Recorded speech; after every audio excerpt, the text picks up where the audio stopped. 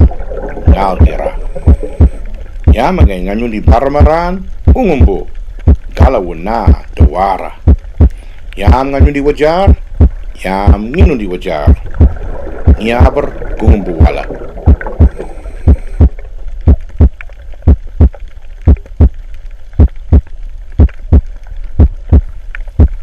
Yangi abe jalgala boomer milgu, mar milgu, jalgala boomer milgu, mar milgu, jalgala boomer milgu, mar milgu. Yangi abe jululu birwal bigada you bangi, ya jululu birwal bigada you bangi. Ya jululu birwal bigada you bangi.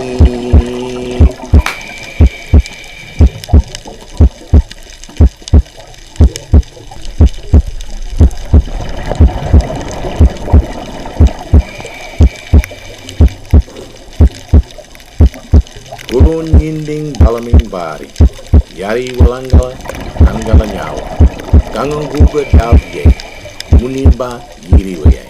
Munimba yiriwe.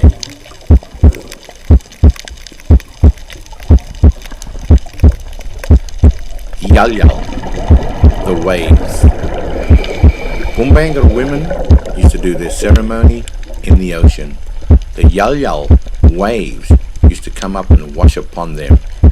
The women used to pay homage to our totem, the gargle. In return, the gargle used to claim one life a day.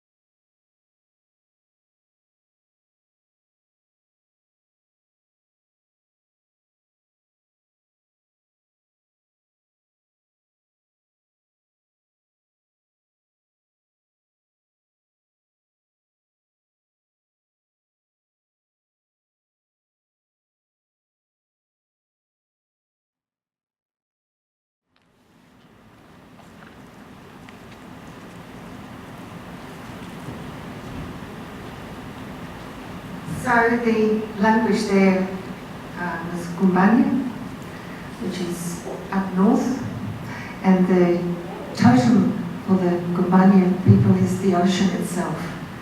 So it was just an amazing moment to meet Chelsea Marshall, who's in the middle of doing her PhD. She's a Gumbanya woman. She's been a marine ranger for many years up that way, and she just got really sick of talking to people who didn't know anything about where they were. So her PhD is similar to mine in a way, the question's similar. How can we combine Western science with Indigenous cultural knowledge? And I get the feeling that that's the question we're all pretty much onto, just from listening to people at this conference, and we're just all looking at it from different angles, and it's just so great to be here. So thanks. Any questions?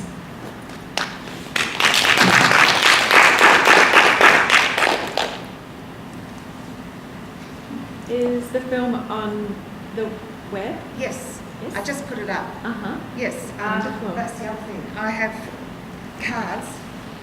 Oh, there's my website. Uh-huh. So I've got a camera going here too. I hope you don't mind.